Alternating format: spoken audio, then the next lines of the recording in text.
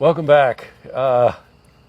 It's no secret that the economy is changing. It's changing rapidly.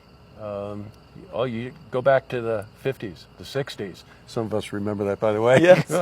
And, malls were the big deal. And now you go to a mall and it's really difficult. There's a lot of echo if you're walking down the main drag of a mall right now. Yes, there is. The new economy is online.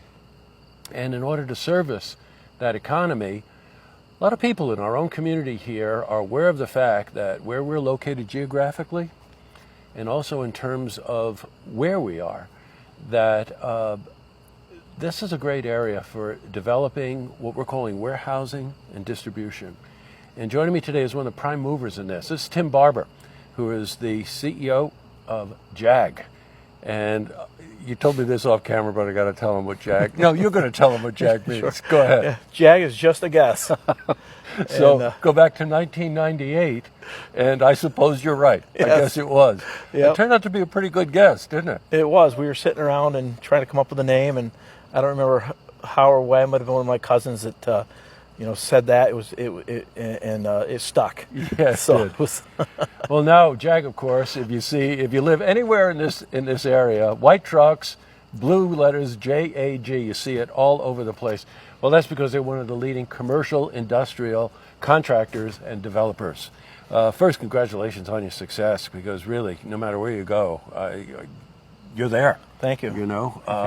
Concentration really all up from New York, right? Correct. But really concentration Albany North. Right? Albany North. Albany North is our what I like to refer to as our trap line. Yes. It's our geographic area that we concentrate in. Yeah. Albany, Schenectady, the outskirts, right. North, Glens Falls, Queensbury. Yeah, got it. We're on location, as you probably figured out here, right in Queensbury, at a new industrial complex being developed here for warehousing and distribution. This building behind me here, Tim was telling me, was vacant for like 10 years. Right? It was, yes. This facility actually sat on the market for just over 10 years, and it was by chance that I was at down talking to the Queensbury town planner, and she had mentioned that I might want to take a look at this facility again due to some zoning changes and so on. And I thought about it. I took the opportunity. I called the realtor, and pretty much the rest is history. We came in here, looked at it again, made a decent offer on the property, contingent upon the rezoning. Queensbury, the Queensbury boards were great. They gave us everything we wanted there. We were able to get 7 uses for this property, pre-approved. So it kind of cuts down on the process of all the permitting. So with that in hand, we purchased it and moved forward. Got it. Now the area that we're in right now, off of exit 18, is going to be called Native Development, correct? That's correct. The Native Road. You know what you got to tell? You got to tell me about that arrow. Oh yeah, yeah. So when we bought this property, as I said, it was kind of run down, run over. None of this here was here. It was very dirty, shrubbery everywhere. It had 10 years worth of vandalism done to it. So when we first came in and did our first initial assessment of the facility, we noticed in the back corner there was a few arrows literally sticking through the wall. And so we pulled those out and said, well, so somebody must have had a good time. And there was miscellaneous bullet holes and so on and so forth in the facility. But so what we did with the arrow is with Native Development and being on Native Road, we expanded on that, and that's actually our logo. It's the old Indian arrow with the tied handmade tip on it. Yeah, for the arrowhead. Yes, the arrowhead. Right. Yeah, yes. Got it. So the plans now, this building here that's behind us is about 40,000 square feet. Not being in your business, of course, we go in there and my jaw hits the floor because I've never seen a space that big. But the plan for Native Development is really north of 350,000 square feet, right? That is correct. Yeah, this existing building that we bought here is just over 120,000 square feet. Oh, okay. We have the space in the middle here is just under 40,000 square feet. Yeah, that's what we're where talking about. Yes. Right. But this whole building is just over 120,000 square feet, and we are proposing, and in the conceptual stages of developing another 350 to 380,000 square feet of building on this parcel, which 33 acres of property came with this site building. Right. Got it. Now that will be a number of buildings, correct? That isn't just one big massive building, right? No, it'll be a cluster of buildings spread out around the entire property. Taking into consideration the trees and the vegetation.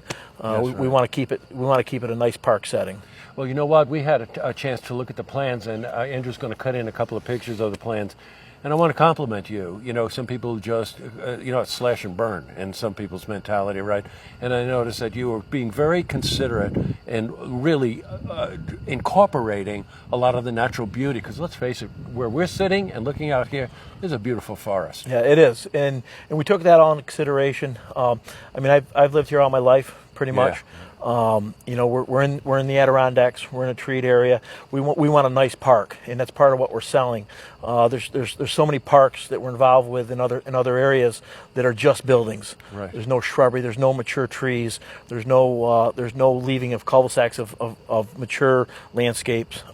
We're trying to incorporate all that in our master plan. Yeah, I know some of the stormwater drawings that were allocating space for stormwater. That's correct. We have a natural ravine in this property, which you do? which is you'll see in the map, that runs north to south, and we're utilizing that ravine as part of our stormwater management. And in this day and age, all of our stormwater that comes off our facilities and or impervious surfaces like pavements or gravel areas, we need to pre-treat that. Yeah. And then we can let that go through a cleaning process before it gets to any of the tributaries or the Hudson or any downhill streams, so that we're not contaminating any areas.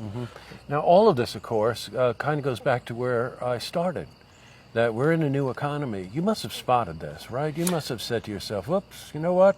I think this is a good idea." We've been watching it. We've been watching it over the years evolve. We're contractors. So we build a lot of these facilities, and we kind of had our finger on the pulse of what's going on. And the east-west corridor, 90, Yes, right. is very strong. Always has been. The north-south corridor is growing, as you can see down in Wilton, exit 18 corridor. The northwest corridor is growing immensely, and right now, with the need of having facilities large enough to house and package products that the consumer is going to want on a next day basis, these facilities need to go up in different areas to make that happen. And you've obviously spotted that this is a good area for that, right? It's a great area. Well, you know what it is? It's not that, Tim. I mean, it's not that many years ago when Clifton Park was like a Wilton. You know what I mean? And you just see it sort of hopscotching its way up the north way, right? That's correct. And the other great thing about this area is we have a great workforce. Yes. It's always been a manufacturing mill type. That's right. Demographic area, tri-county area, and we've got a lot of talent up here. We've got a lot of people, and these jobs are not bottom of the barrel jobs. They're good warehousing, administrative jobs. They pay a good living. You can raise a family on them, and that's what people need. And quite frankly, this whole development needs the people. That's right. It's a win-win for everybody. Boy, it sure is. I really encourage you to find out more about what's going on in our region here. It takes people like Tim and his company to really just sort of lay the groundwork for this. You're really pioneers in a way. Oh, back to an Indian reference. There you go. Yes, there you go. You're going to wear a bow and arrow. Right, that's right. And I really encourage you to really check it out, because it's one thing to grow up here, and it's another thing to want to stay here and raise your family here. And the opportunity, and of course it just increases that tax base. It's economic growth, but the right kind of economic growth. That's correct. And that's really why I wanted to talk to you. Yeah. So really, congratulations to you. Thank you very much. Really, very successful company, and boy, your eye is right on the future. I'm glad you guys came out and took an opportunity to tour the facility and see what it's all about. That's great. Thank you. I could get a speeding ticket in there. You I can could. drive fast enough in that kind of space. Yes. See this interview again. You can head to our website, looktvonline.com.